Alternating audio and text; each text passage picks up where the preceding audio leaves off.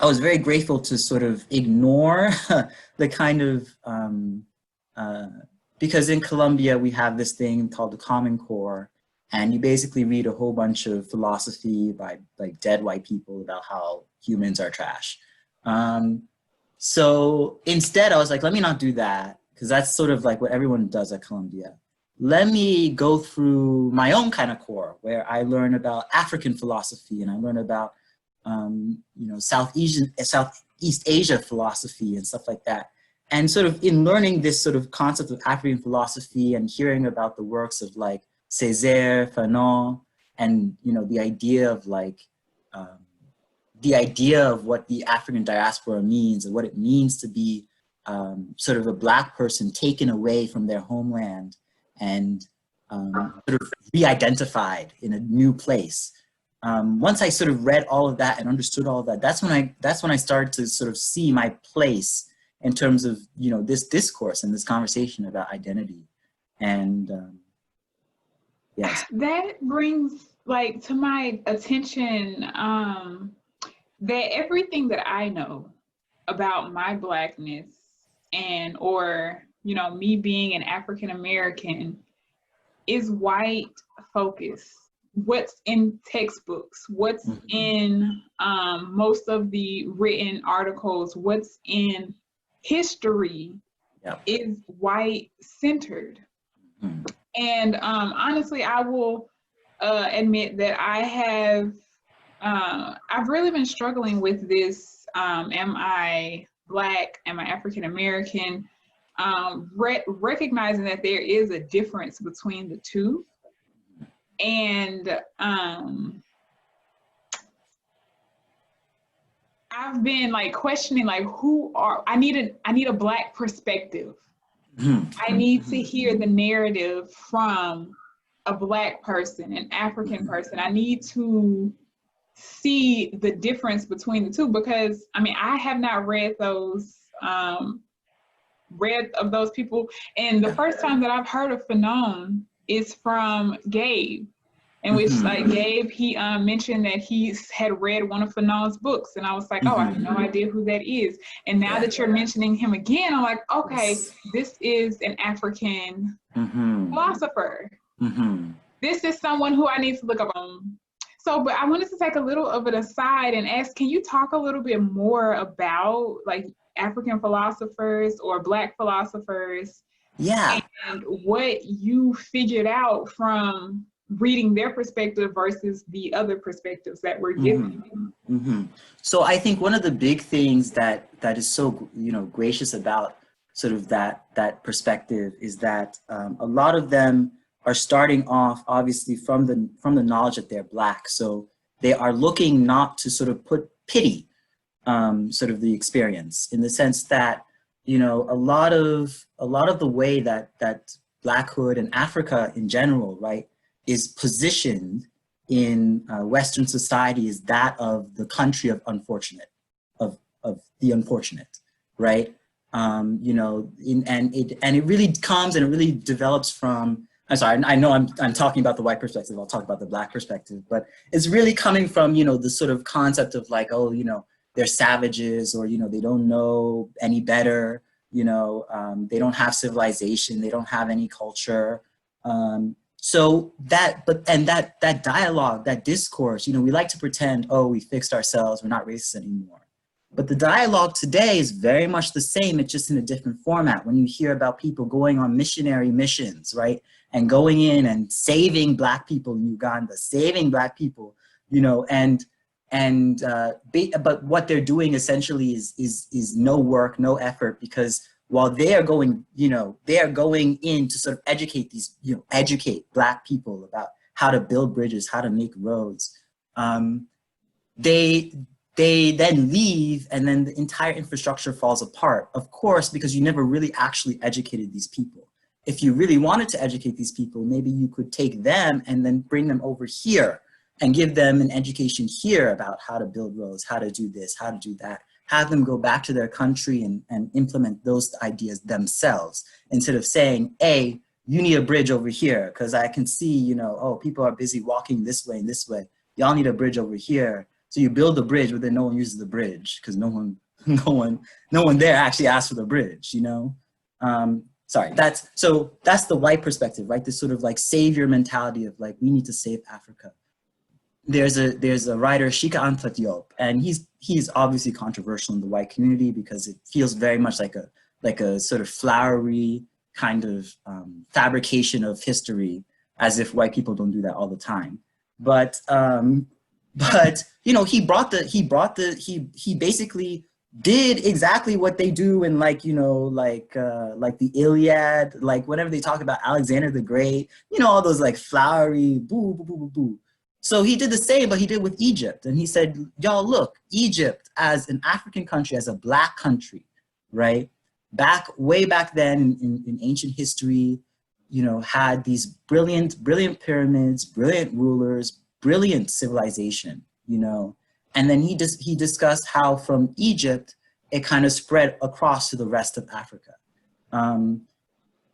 So sort of making that switch to sort of pride about Africa, pride about African ability, and pride about what Africa is about. Sort of, you know, very much was it's a turning point for me, because before, all the white literature kind of just pities Africa. There's other discourse as well, because, you know, Western literature tends to be very individualistic, very time-centered and very time-focused. When I learned about even not just African philosophy, but also a concept of Native American philosophy, I sort of learned how place and position is very important in a lot of different cultures outside the Western tradition. How community is very important outside of the Western tradition, and so those are the sorts of things that I feel like Black and African philosophy can kind of bring to the table for readers, is a sense that sort of the way that, and really I think boiling it down is the way that Black people and those in African diaspora, the way that we think is not wrong.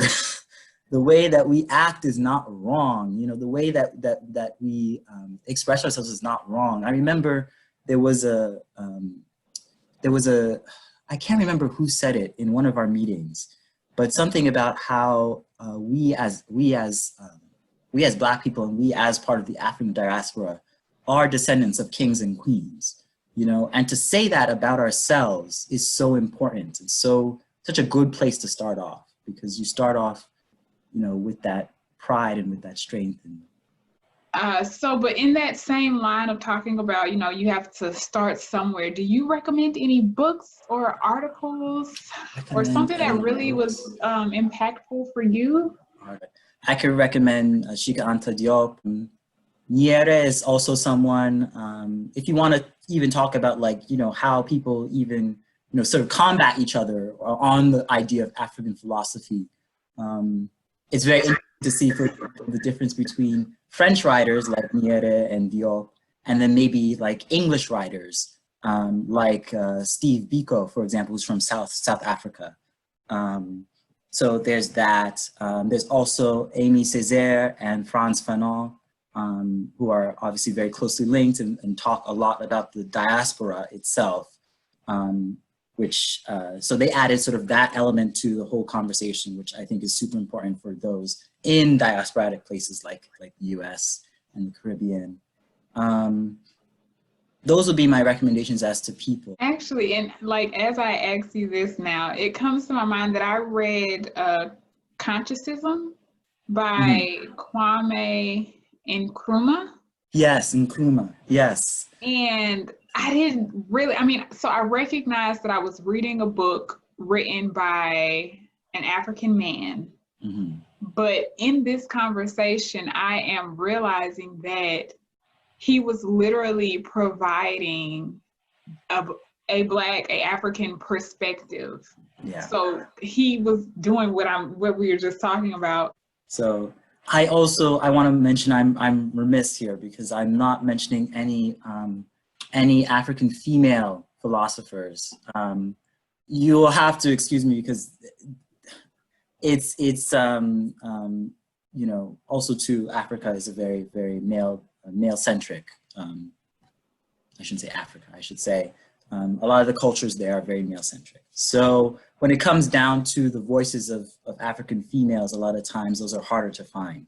So I'm very remiss in not mentioning them. I can at least mention my favorite writer, and my mom's favorite writer too, Chimamanda Ngozi Adichie, who, you know, I know her books, so Purple Hibiscus, Americana. Reading through her books was very enlightening for me personally, actually, rather than, you know, sort of like a African philosophy perspective, but for understanding sort of at least my Nigerian side. Reading her was absolutely amazing, because it really helped me to identify with who I was and who my mom was as well, which was great. You know, I am really glad that we're having this conversation, because the more you talk, the more that I start to think and realize I'm not as lacking in my understanding of, see, this is once again where I say, like, the label that I choose to put on my Blackness, me being Black or me being African American, is really hard for me to do, but I know my people. Right. So, like, I read books by Maya Angelou, Alice Walker. So I know Sharon Draper, like, I know African-American women who are authors. I know my people. You know your people, and that's, yeah. And that's the big thing, you know, and, you know, this is also part of their whole discussion in their philosophies, right, is like, you know, this Pan-Africanism idea, right? You know, because it's sort of like this balance of like, well, who is what, you know, and where do we include what and where? I guess, you know, because obviously sometimes there's just different problems, right? Some people face different problems and different issues. And so sort of labeling everyone as one thing might be detrimental in that case. But at the same time, the Western world sees us as one thing, right? And in sort of fighting that concept, we need to know all the ways in which the Western world wants to see us as a singular minority, a singular lesser. And so it's also important to sort of be like, you know, you know, or at least it's also a good thing, you know, to sort of be like, you know, that's my people. This is all sort of, you know, in a general understanding, I see where everyone is coming from in this respect, and yeah. So I can agree. You know, like I've always struggled with the identity myself.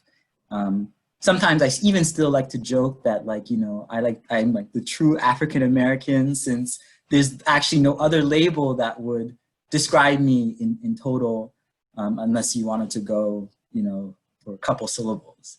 So, so I like to say that, and, you know, sometimes people get a laugh. Sometimes people, you know, challenge me on the topic, but I always say too, I'm like, I know my people, and I know Maya Angelou resonates with me as well, you know, and